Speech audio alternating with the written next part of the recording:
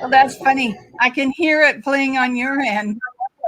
Well, what it's doing is I have the iPad charged, right? Yeah. So I was saying last night to Sean that once the weather gets nicer, we may want to take some time, because people are going to go outside once the weather, and we're talking about May, June, right? Yeah. So, oh, look, you got your cup from when we were away, and I have my cup full of water. It's weird. I have to have tea in a cup like this. I can't, if I have it in that, it doesn't taste as good. Hey, Marion, and thanks. I'm sorry, totally forgot about the weekend. I was just sitting here thinking, oh no, it's the 14th, and I forgot to book it off. So, sorry about that. You keep freezing, Penelope. Not on my end. Oh, yeah, on this end you are. Yeah, and nice on my iPad. Yeah. We got this one in Alaska. Penelope, you're going to show yours? And she got that one in Alaska. Saxman, Alaska, from the Saxman trading post. Yeah. So, and wow, Marion's the only one here. Oh, no. I have. Oh, no, that's true. It's just Marion right now. That's okay. There goes Amanda. Oh, there goes Amanda. I have the narrative. Hey, Amanda. I have the narrative in the back. Hi, Tiana. So Ashley monitors the site on Facebook for us, so that if we get anyone coming on, I did the other day, and I blocked them, but it was so funny. This person listed it went reading this, reading that. Like there were 9 or 10 things that all started with reading soul, reading loves. And I messaged back and went, that's an awful lot of reading. Please leave me alone. Yeah. Well, I find a lot of them come on after the fact too. Hi, Kathy. Oh, I don't see Kathy, but I see Cheyenne. Oh, there's Tracy and Kathy. Wow. Hey, Trace. Okay, so ladies, tonight, before we really get started, I thought since Kathy, you brought it up, you wanted to know a little bit more about our abilities and stuff last night. I thought we could start with Penelope, who's going to make me nauseous in a few minutes. My books are falling. Sorry, just a sec. There we go.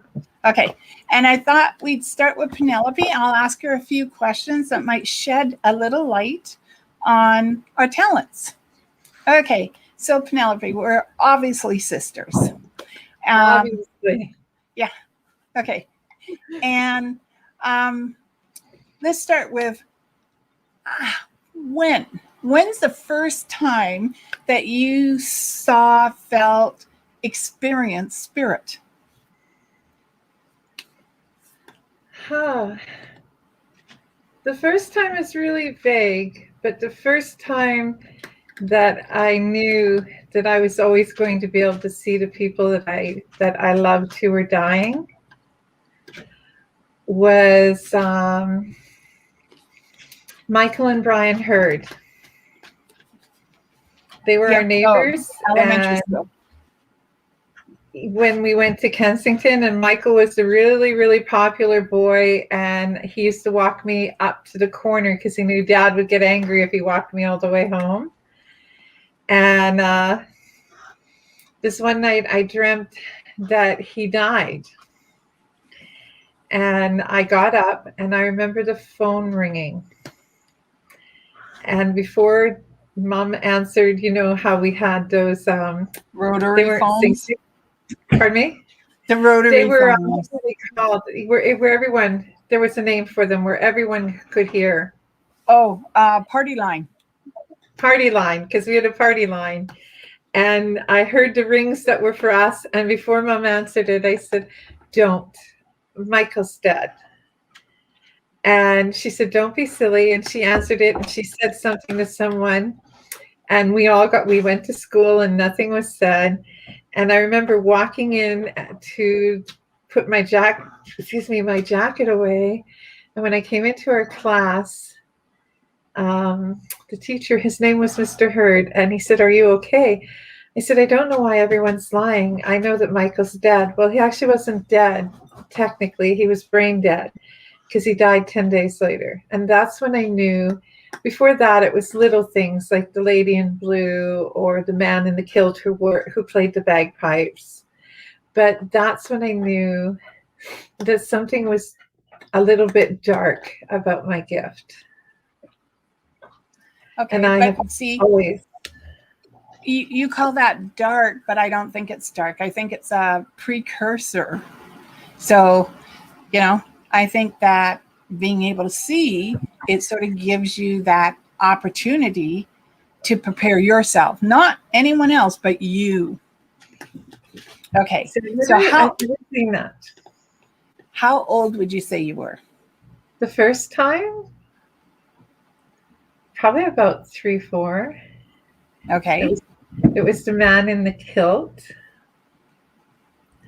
who played bagpipes on the wood pile at the back of our place.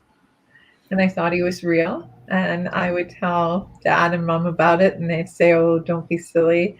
And so I took Granny Goodwitch out to show her, and she explained what he was. Okay.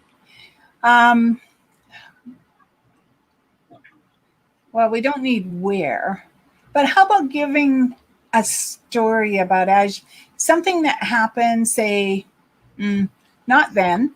Let's go later because you're a young girl then. And now let's go into teenage life. When did you find it was still there? Did you put it on hold? That type of thing? Oh, it stayed. Like I always knew when things were going to happen. But when I was 17, I went to Master Cadet Camp. Mm-hmm. I was one of those first 17 women ever allowed in an international men's camp. I had people called me Witchy. That's when my name, people used to call me Witch Hazel back then.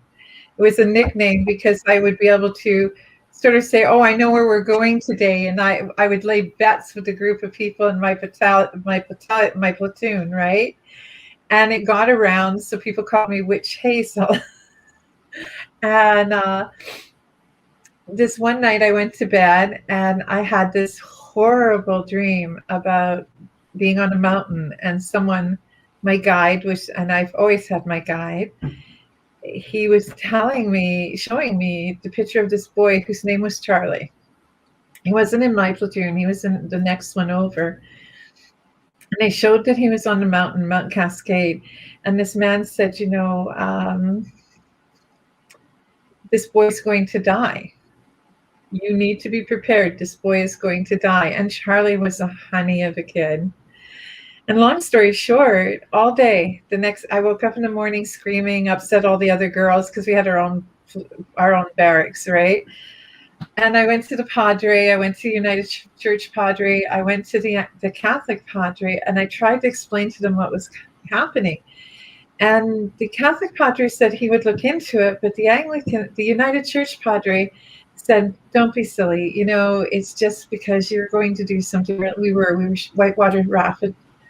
whitewater rapid shooting, and someone had died the year before on these rapids, right? Okay. So we get back to base that night, and the gates were locked. Like we had to get permission to come in, and we did. We shot the water, and nothing happened.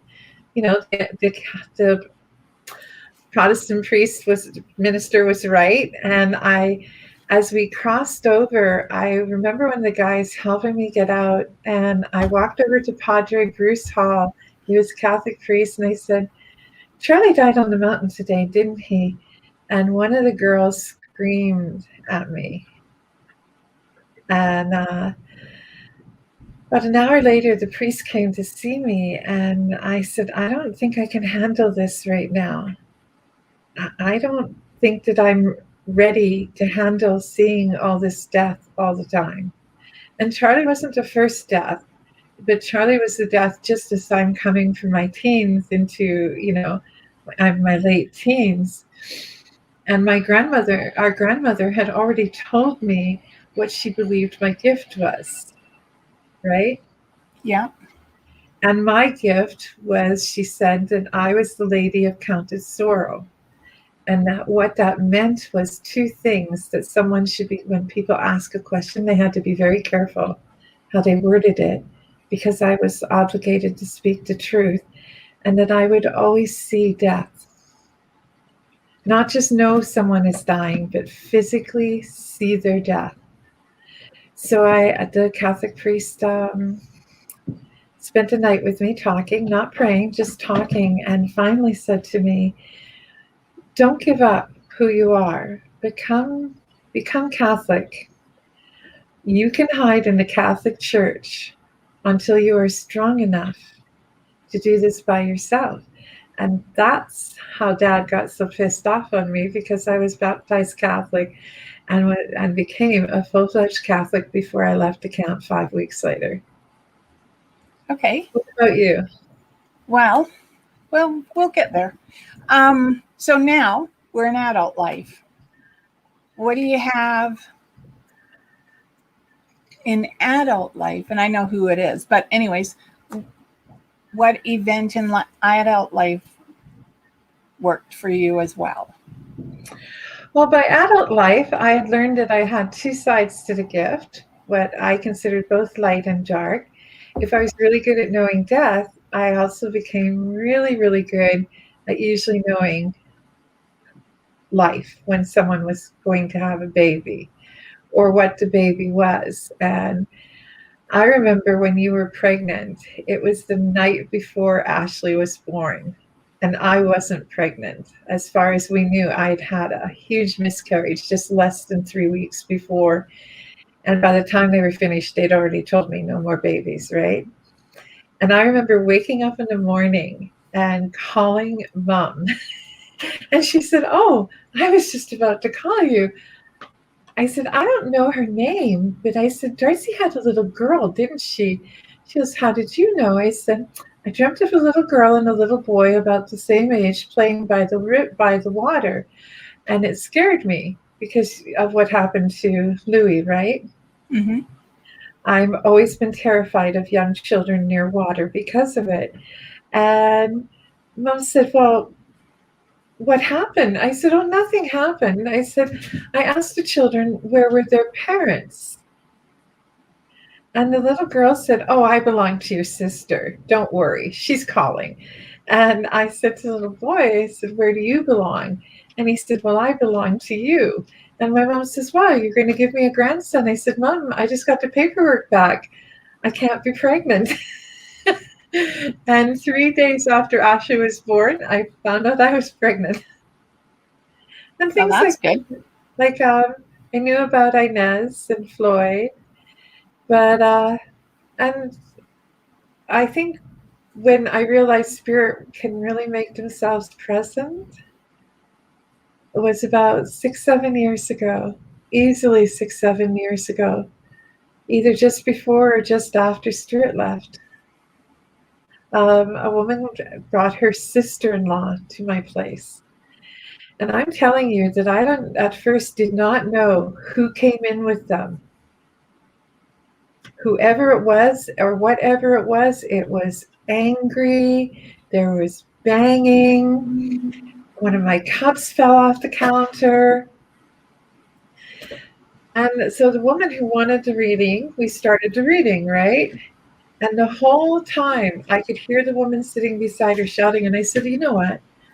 I stopped the reading and turned to the woman and said, you have to stop shouting at me. You said you wanted your sister to go first. She says, I have to know the answer. And I saw this young woman yelling at her mother, not talking. I mean, black as coal anger, right? Mm-hmm. And I said, okay, we'll try this again. So I started reading, and finally I looked at the mother and said, okay, You need to be quiet or you need to leave my home. I said, but before you leave my home, let me make this perfectly clear to you. Your daughter is pissed. She needs to be said that she can leave. You need to go to that damn hospital and you need to disconnect her from life support because she's pissed. And the only reason she's staying is because you are making her. And the woman got up with her sister. They didn't pay. And they left. But for the briefest of moments, there was a smell of roses and stuff. And I heard later that the woman finally let her daughter go. So there you go. Okay, so that actually brings up my next question. When you see spirit or when you feel them, exactly what do you feel or see? Well, sometimes it's just, there's always a shimmer. I don't always see them, but there's always a shimmer. I see them the way they most want me to see them. So I have never seen them with blood or gore, but I have seen them the way that they would enter heaven, is what I believe. They're Okay. whole and almost like you could reach out and touch them. Okay, what about smell, sound, and their voices? Like, I know occasionally that when I get people, they speak different languages. And I have a lot of clients that say to me, well, how do you know what they're saying? And for me, I have a spirit who translates, but if they can't translate, what they hold up are cue cards with words on them. So see, I don't get that. It's hard to believe. A lot of what it is for me is imagery. So they will flash something at me.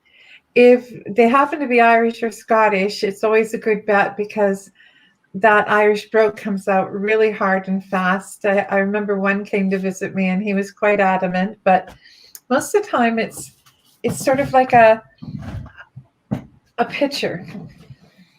okay. Like, do you mean a still picture or a moving picture?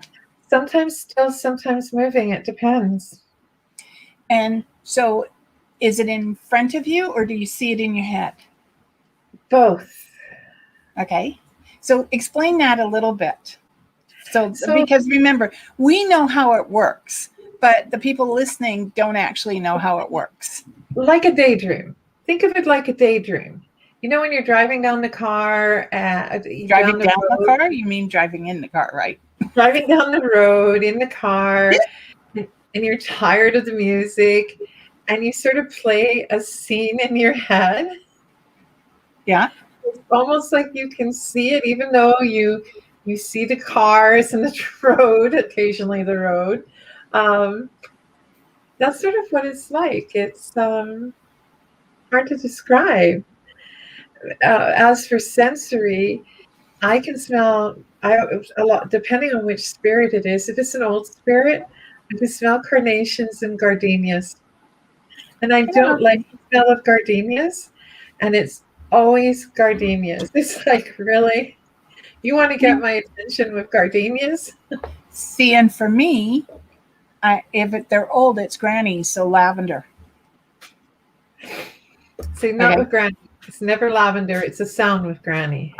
Well, the whistle too, but with granny, and like what I mean is, if they're an old spirit, then I smell lavender or lilacs because that was grandma.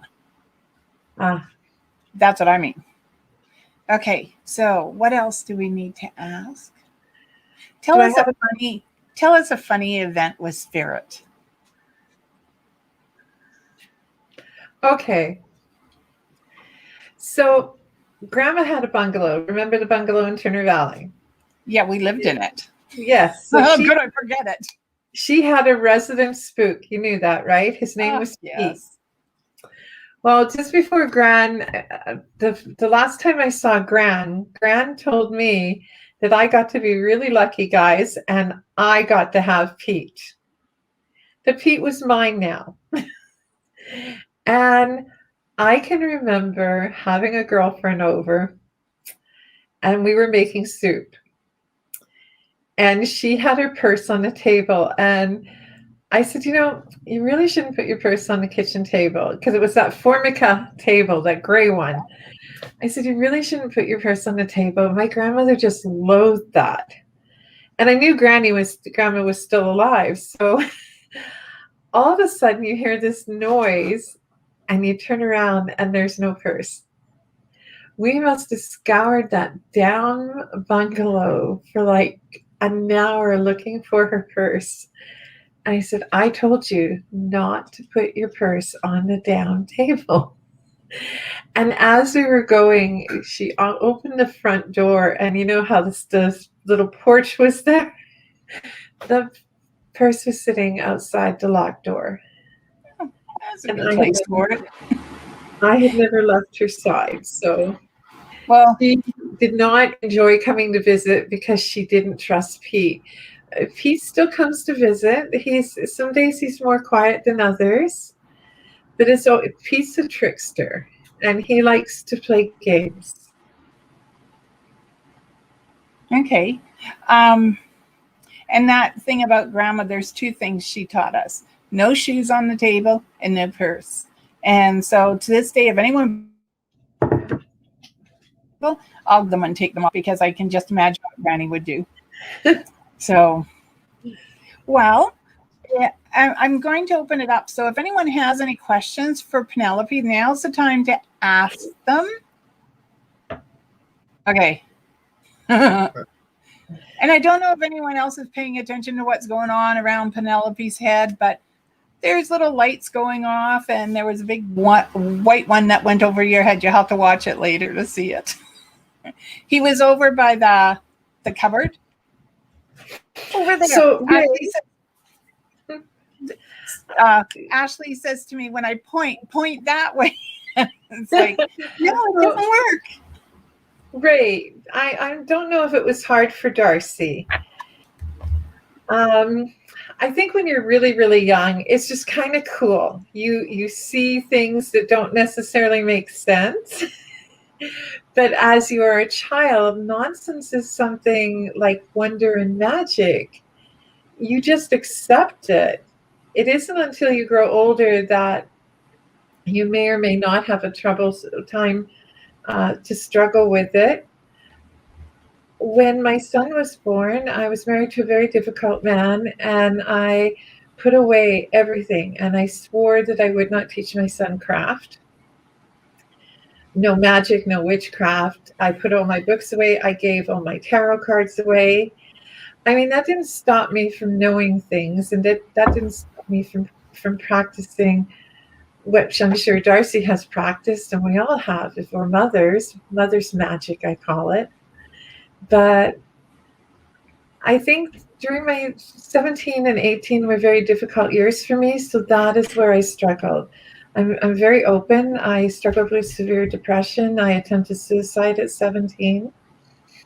I was an outpatient for a very long time. And this wasn't, back then they weren't like Grandma, who believed in empaths and that sort of stuff. So you learn to be a little cautious.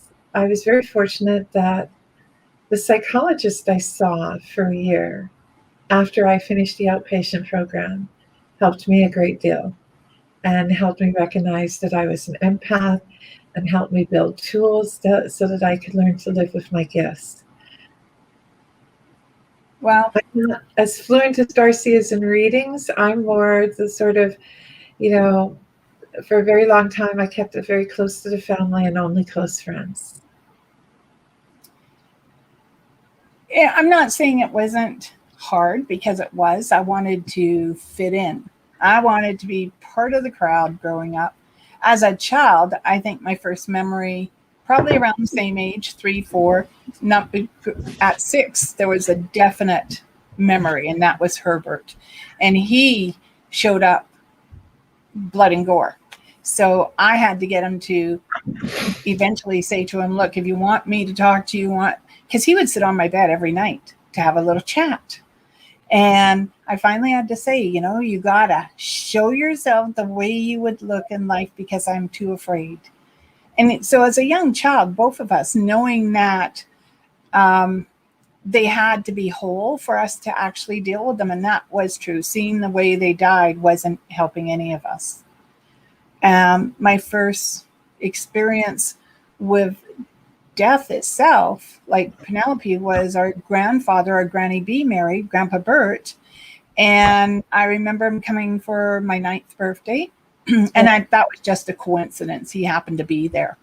And Kelly Ann and I were, just before we went down to pick out penny candy down at the corner store there, Grandpa Bert got down to my level, and I looked at him and I said, "Would you promise not to die on my birthday?" And he patted me on the head, told me I was cute, gave me 25 cents, and said, "No, honey, I won't die on your birthday." Well, he kept his word, because he didn't die on my birthday. He got hit by the army truck as I watched out the candy store window. And Kelly Ann and I would have been in the back of the cab, like in the back of the truck. And they said if we had been there, we'd be dead. Because Jim was in the car. Jim and Casey. Jim and Casey, broken arm, broken nose. Oh, yeah. And I don't even remember how we got home, to be honest. Mom came and picked you up. Okay. So 9 days later, on the 18th of September, he died. So he kept his promise. He didn't die on my birthday. No. Then we fast forward, and I mean, I loved Halloween because we got to be witches on Halloween, or gypsies, because, you know, everyone thought we were making make-believe, right? But that's who we were, and I was always a gypsy. I never wanted to be anything else. And I ran away from my gift for the longest time. I just wanted it not, I didn't want to face their reality. And then there were events all the way through my teens, my early 20s. When I got married to Lauren, I did his cards because he knew I could do readings. And I actually laid the cards and told him, "You're going to leave with another woman. We're only going to be married about 10 years. We'll have one child." And he laughed at me. Well, what happened? We were together 10 and a half years, had one child, lost one.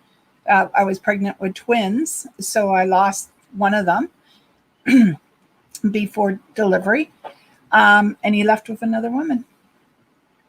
So, and I remember reading from my sister-in-law once and freaked her out. It freaked me out because I'd never experienced looking down. That's when I learned tarot cards were portals for other spirits and information to come through. And I looked down at the cards, and Monica was sitting there, and she was going to court on a very famous case here in BC. And as I looked down, all of a sudden this man came out of the cards, and I described him. Monica hit me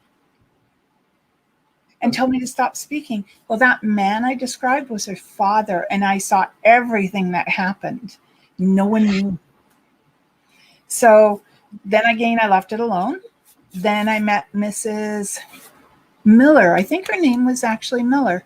And she really encouraged me to do readings. Then I went and saw Gran before she died, and my gift got open even more. Auntie Pat, believe it or not, helped me understand it a little. Then I just glided. I mean, talked to Marion. I met Marion and Gail. They really helped me understand the gift. Right. And then I started doing presentations. And this is when Penelope comes in, because I would go to chapters, which was chapters. Now it's Indigo. And when I went across BC, Alberta, Ontario doing shows. And when I did my very first show, I remember doing a meditation saying, okay, who's going to be there helping me? I had my big whiteboard in my meditation, and I put that question up, and they went, no one, you're on your own. You know, oh no. And when I got there, there were like 50 people, and the shows just kept building. But the one show, and I think I've talked about this before, but one show in particular, there was 150 people in chapters. How they managed to get all the people in there, I don't know. I stopped seeing people and just saw colors. And it was really cute because I was trying to describe how Dad used to say to us, this isn't something you can talk about in public, with his rough voice. And he'd go, this is something that's, and I'd go, I know he used the word. And I'm going, what was that word? And all of a sudden the big bookcase behind me started to shake. And I thought someone was pulling everyone's legs, right? The ladies in front like this. And I went, just a minute, walked around the bookcase and I went, no one's here. Came back and the bookcase is still shaking. And all of a sudden this book literally flies out of the bookcase. And it's by Sandra Brown. It's called Unspeakable. I went, that's what he used to say. This was an unspeakable gift, even though he used it all the time. So I kept the book. I bought it. It was a great story if anyone wants to read it. Nothing about psychic. And then I went to Alberta and I asked Penelope, and she didn't actually tell me at the time that she wasn't telling her son anything about us. Because my daughter knew it all from the get-go. She knew everything there was to be about this gift. She makes the choice not to use it, so I bound it. And of course, I go to Alberta. We're in Edmonton. I say to Penelope, hey, do you guys want to come to Chapters with me? I'm doing a show.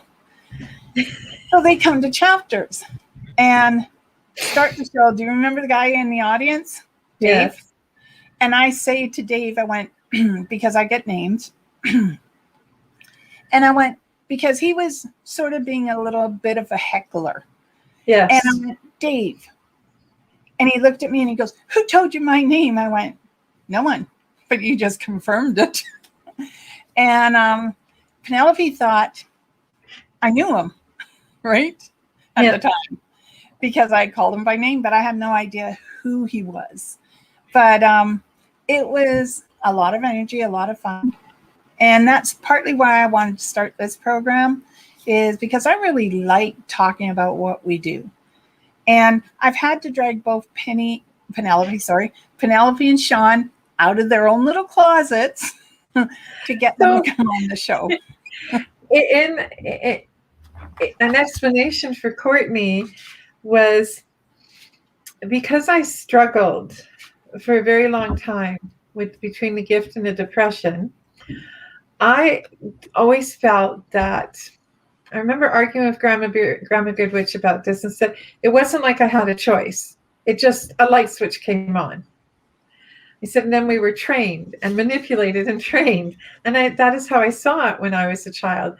I said, if I ever have children, I'm going to give my son a choice. I will wait till he's old enough. Well, then, of course, you explained it to him and the look on his face that I remember he was like, Mom, you see people? I said, sort of. Because it wasn't a secret. It was just, I hadn't figured out how. I believed that he's gifted. He doesn't, but I believe that he is gifted. And I wanted to protect him so that, he saw it differently. Well, Ashley got to see it differently too, but it was something I always talked about. I always put it out there because, and I never trained her. To this day, she can tell you, I have never trained her because until she decides she wants to do it, there's not that need to do so. And then, welcome to Alberta, where it is very a delicate way to say this. Oh, no, it's no different than living in the Fraser Valley. I mean, it's all about religion, and I was very much so. But, despite that, people have always known I'm different, and I tend to be very subtle with my gift, but careful. Well, I'm subtle unless I'm doing this. Like, no one knows. What are you laughing at? I don't go out and wear it anymore. And when I started, these are my cards. Wrigley, you're going to suffer later, your child. But the truth is, until I finally accepted my gift, and I wasn't afraid of it anymore. And this year, truly, since I started the show, this year really is the really awakening of the gift even more so. And can I say, has it been fun? Absolutely. If I had known this gift worked so well for dating, I think of all the losers I dated. Okay. All I had to do was touch them. And if there was this big swirl like this, I would have fawned out running the other direction. And that's my problem is I've always been an empath, so that's part of the gift. And I am a physical and emotional. I'm I had a doctor give me a test, and basically how he described it is I'm a out of control, powerful empath. So part of the problem is it's very hard to lie to me, so I tend not to interact a great deal. It's true. D'Arcy's not lying. I'm very reluctant to come out of my shell, very reluctant to come out of my world. I have a very tight world. But usually I let people come to me, and people only come mostly when they're desperate. I tend to keep myself a bit distant, but I still practice my gift. I always practice my craft. Well, I mean, Marion could tell you honestly, when I first started, getting me to do readings was next to impossible. And I probably didn't start into my 30s to actually start doing readings. And the only reason is because Spirit showed me that I wasn't going into policing, and I didn't believe them. They said I'd break my leg. I still didn't believe them, and they were right. Not only did I break my ankle, but I popped the knee out, and they had to do the new AC on it, and then I smacked my face. I was quite the shape. But so for me, the thing is that this has been an awakening and an education for me. For me, where my gift came most most handy, we'll say, is but very few people know that before I was a financial manager for a small not-for-profit, I was a palliative certified nurse's aide, trained by the Victorian Order of Nurses. And my nickname through 20 years and 4 organizations was the Angel of Death. And that's what they used to call me. They'd phone me up and go, "Well, Angel, we have just the patient for you." And I did in-home care. And no, I didn't euthanize anyone, Tracy.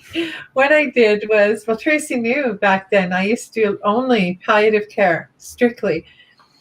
And it was guaranteed within 3 days to 3 weeks that patient who had lingered longer than anyone thought they were going to linger would leave.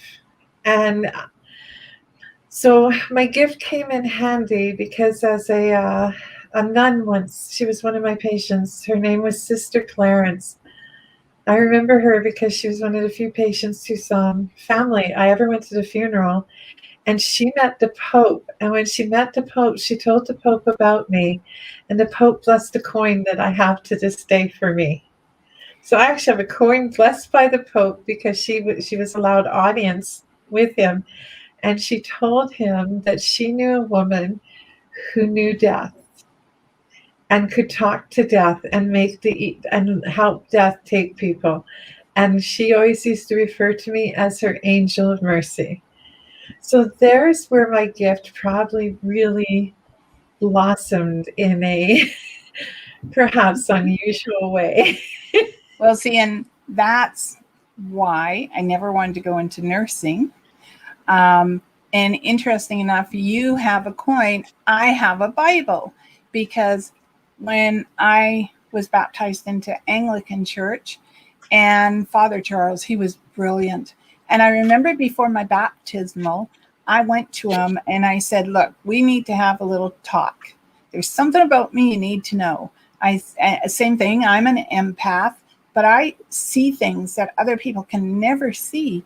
And he looked at me and I went, "And I'm also a witch." And he hit the table with his hands, like both hands on the table. And I jumped back and he started this deep belly laugh.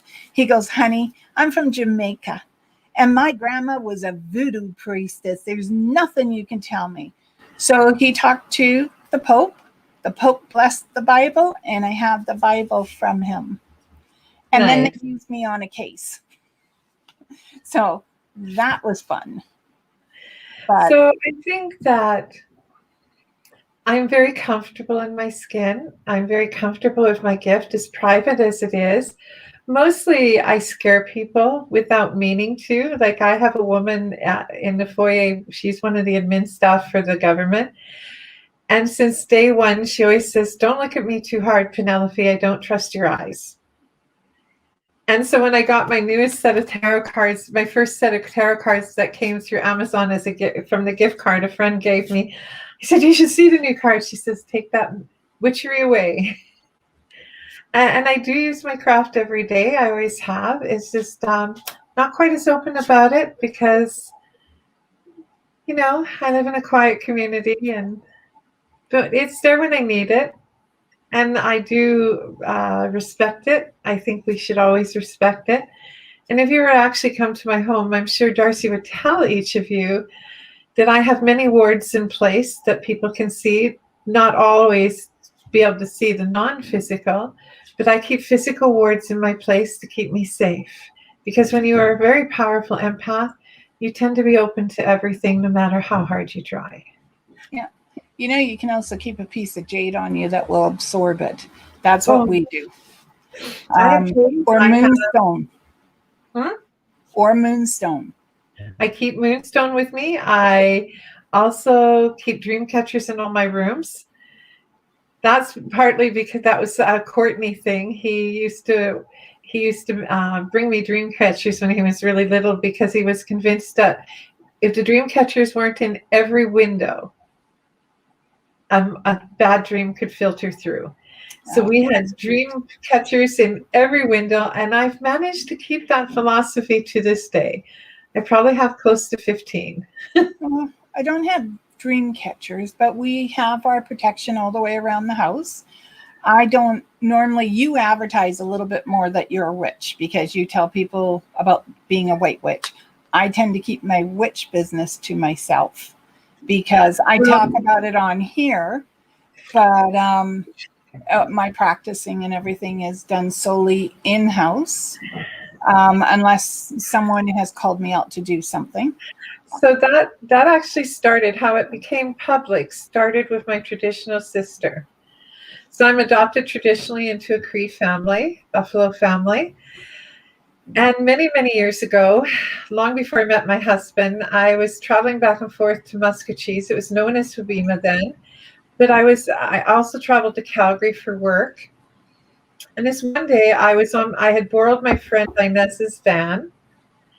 And I was on my way back from Calgary. I'd gone to see my cardiologist I had at that time in Calgary.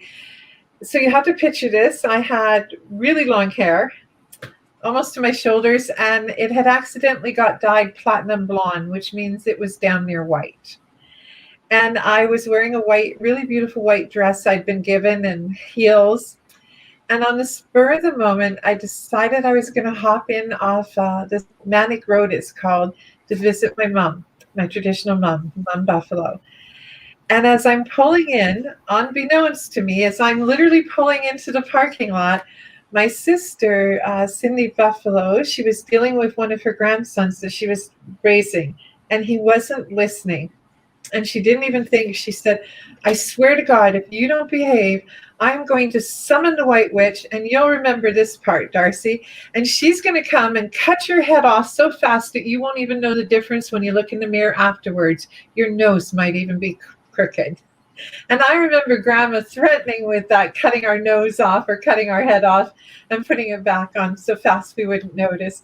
And I don't know this is going on when I knock on the door and this little boy, like all of 7, 8 years old, opens the door and turns absolutely pale white and starts screaming through the house, the cabin, "The White Witch is coming, the White Witch is coming." And over the years, it became a urban legend. And so I've become quite open about it because it became quite an open thing. Okay. I don't ever remember Grandma saying that she cut our head or nose off. Oh, I do. Okay, so I don't remember that. What I do remember is Grandma once looking in all our hands and saying to me, your life is in your hands. Yeah. And I thought she meant I was going to die. I mean, come on, I was only 8 years old. What did she think I was going to think? And I remember when we all turned 16, she said we were all allowed a reading. And I was so adamant that I was not going to do this. Adamant. That I remember at 16, I said, no, I'm not having a reading. At 18, I said, listen, old woman, it's not happening. And when I spent that 2 years living with her between the shanty and the trailer, this one day I came in drunker than a skunk, and it's 4:00 in the morning when she rolls me into bed, and at 6:30 she's banging on the counter, and I drag myself out because I have to be at work in 2 hours. And she says, you're going to have black tea, burnt toast, and I am going to give you a reading. And I remember in that reading, she told me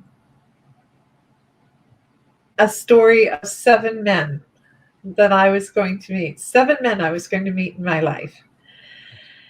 One of them would be a boyfriend who lived by the sea and couldn't swim. One would be a man that had many patches on his coat. One would almost kill me, and I'd marry him and have my only son. And then she told me about the last one, and I remember looking at her because she told me about my gift again. She reminded me of the story of my gift. And I said, you've got to be kidding, you old woman. I am not doing this. And then a couple of years ago here, I was bounding sage because part of what helps me with my gift is my indigenous culture. I rely on it heavily. When all of a sudden, I swear, I heard her laughing because I could hear her saying, you weren't going to do this, witch, eh? As I'm binding this buffalo sage with thread and saying a spell or a prayer over it. And I thought, you win. Well, see, and I didn't have my reading until I was 17 up at the trailer in Whitecourt. And I'd come up. You were living with her at the time, but you went off that night somewhere. I remember us at one point walking the streets, you and I, in the middle of the night. And Penelope had a habit when she was younger not to wear shoes in the snow. Yes. Now you see her with mucklucks and stuff on. But I still go without shoes in the snow, though. So, and I remember Grandma doing my reading. It was just before I was going to get back on the bus. And she told me, honey, sit down. First of all, she thanked me for having the best sleep of her life. I thought that was good because I was up all night watching to make sure she was alive. And also someone was talking to me the entire night. And she said, sit down, I'm going to do a reading for you. And so she did her reading. And again, this time though, she said, you're going to wear a hat of many different colors. And I'm thinking, I don't like hats. But she's right, I understand, because I learned that there are different hats for everyone you talk to. And she was the most interesting lady in the world. People came from all over the world to see her. Yes, they did. And she was next to my daughter. She's probably the love of my life. And yeah, so there is. I would say our gifts are interesting. I would say every year they grow a little bit more. I still don't own a cauldron, and I vehemently refuse to have one. I have 3. And it's great. But the thing is that I think my gift doesn't, I'm trying to think if I should say my gift defines me or I define my gift. Because I mean, I never believed there would be a day in my life growing up, because I so wanted to fit in with the crowd, that I would say, thank God I am different and proud of it. having always been different and not someone that fit in with the crowd, I am thankful for my gift. But I actually have to say I lied. Several years ago, I flew out to New Brunswick for Halloween, and my friend Tracy decorated my room, and she gave me the most delightful hot pink plastic cauldron that has since broke. So for the very briefest of moments, I owned a non-functional black cauldron that was No, spray painted a delightful hot pink. no, we have a cast iron cauldron. It's small. I'd like to get a bigger one day just to see. Build the fire, put it on the hooks, and see what happens with it, and see what I can do. So I need property to do that on. So I have But questions. I do love my gift, and I love the fact I'm an empath because oh my god, it still gets me out of trouble sometimes. So um, do you have a spell book? I have my grimoire, yes. I make my own spells. I have spell books that other people have made, and I go through them and read them. I find them really interesting how some are really elaborate, some are really small, but I have my nice little green spell book that I use for special spells. Nice. Do you? Yes, you do. You just got one.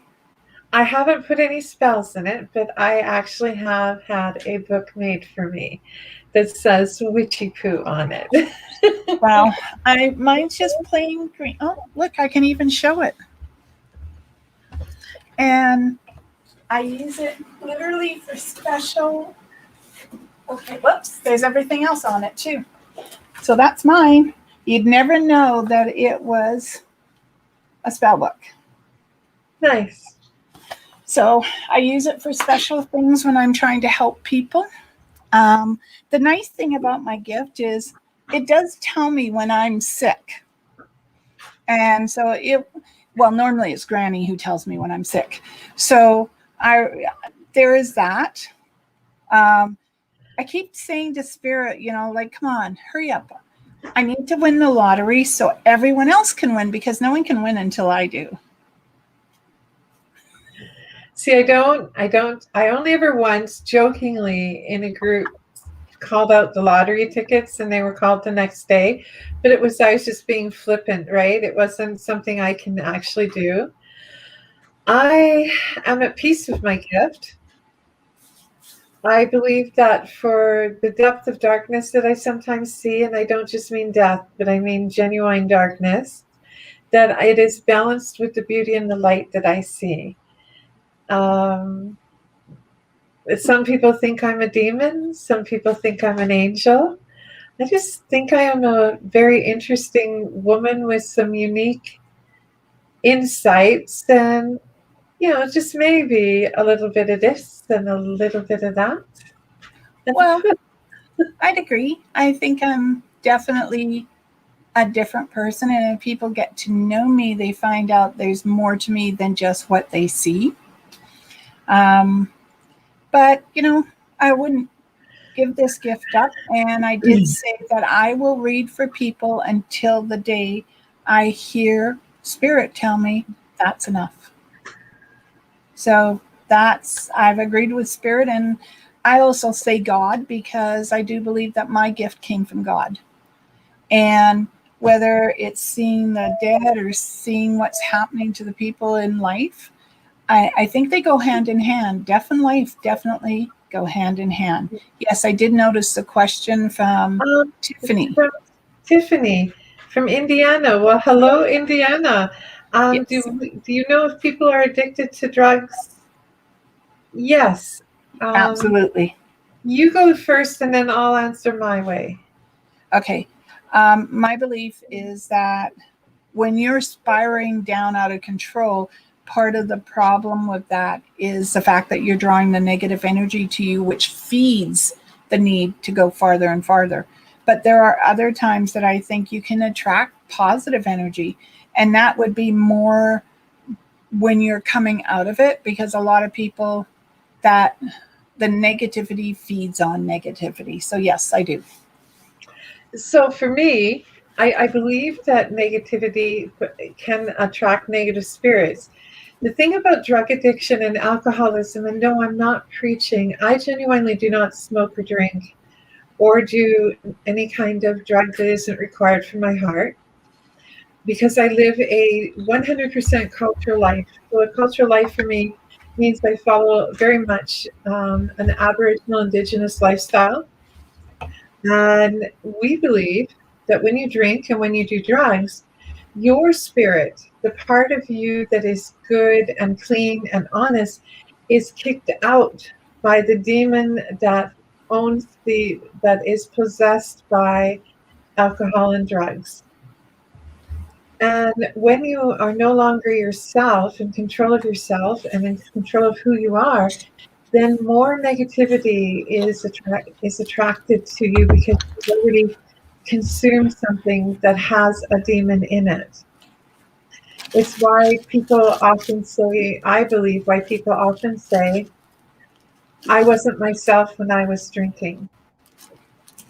It was like something took me over. Well, I believe something does take us over. And when that negativity is there, we attract all that negative energy.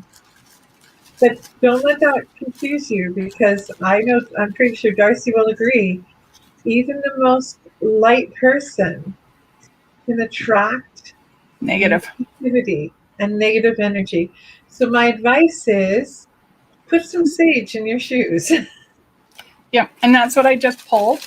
This is white sage or Russian sage. And this is loose, but I normally have a bundle. I just don't know where it is right now. I probably used it. Oh, it's in the cauldron. Um, so it comes like this, and you can sage the house. And this is citron. And Tiffany, because Tiffany mentioned that her boyfriend's grandma is visiting their home and she brought bad stuff with her. This is citron, and I got to be careful, it broke up. And it's sort of a Yellowstone, and you might want to get one of them and hold on to it. Keep it close. A piece of jade will also work, and amethyst works as well for taking negative energy. But if your grandma's staying with you for a while, Tiffany, you actually really have to sage your house. The other thing is put little bowls. Like I have these. Sorry, I'm probably making noise you don't want to hear. I have these little bowls. They're for wasabi when you're doing your sushi. And what I do is I normally buy these by the dozen, and I put a little salt in them because salt absorbs negative energy. And I normally will replace it. The other thing you can do is stars are really good at protection. So you can cut an apple so that you see the core, but it looks like a star, and put a piece of basil leaf on it and put it in the kitchen, or cut a lemon in half, and what you'll see is the inside of it will go dark. And once it's gone dark, you want to throw these out of the house after the person leaves, but these are all protections. And then once she leaves and you've cleansed your home, this is both cultural and something I learned from a Chinese Buddhist. Get yourself a little compact mirror or a couple. Break them in half and put each half of that mirror into a window facing out. Because when your grandmother comes to visit, if she's bringing negative spirits with her, those spirits cannot cross that doorstep because of the mirrors in the windows. They can't handle the mirrors. Okay. You better explain, when you say a compact mirror, you mean the kind that close that you're breaking in half. No, the reason I'm saying is because they might think you break the mirror itself in half. No, just the compact in half. Now, the other thing you can do too is you can put a rosemary bush at your door. And the rosemary bush, not only is it good to keep cats from peeing around your house, but it also keeps negative energy out. So, okay. We're almost at the hour mark, believe it or not. And it's been fun doing it this way. But if people, did you want to pull a card for everyone and we'll just do it fast, or just leave it tonight? That's your choice. Okay. How about if we leave it for tonight? Because this has been really great in explaining. Now, hopefully, Sean and I will be doing this on Tuesday. So if you have questions, send them and we'll see if we can answer them. This was totally a spur of the moment decision to do this because Kathy asked to hear more about us. And so, when a request is made, trying our best to fill it. How about if we pull a card, two cards each, and basically the message is for anyone who's listening. How's that? Sure. Okay. You go first because I'm not liking my cards. See, again with this not liking the cards. Okay, the first card I pulled was the Sky Puppy. There's some new creative enterprise that is on the horizon for you. Your intuition is abuzz right now, grabbing your attention and pulling you towards adventure. After this visit with us, your adventure should be high drive, and your emotions are probably going to bubble over. Just go with the flow. And, we're really into the sea today. I picked the dog ones because Bailey is chewing something on the floor apart. It obviously isn't of any great importance, or I would be upset about it. The last one I picked was the Sea Guardian. Pause for thought, it's called. You're not afraid to let your emotions sing, and why should you be? Your charm, warmth, and magnetism can attract the most stoic. So the way I see these two cards, take a leap, attract everything you want that is good and positive towards you, and go with the flow. Okay, so my two are the Ace of Swords. This is all about communication, and as Penelope said with her first card, you learned a lot tonight, but not the whole story. So there's still lots to be learned along the way, but this is also in reflection to your own life. You've learned part of your story, but there's so much more to be heard and to be told. And then I picked the Ace of Wands, and the Ace of Wands is communication. It's the celebration. It's the going forward. That you may think sometimes life is a struggle, but the truth is it's only a struggle if you allow it to be. So be open, break free of your restraints that are holding you tied to a belief, a concept, because, there's more gray out there in the world than anyone would have realized. So be open.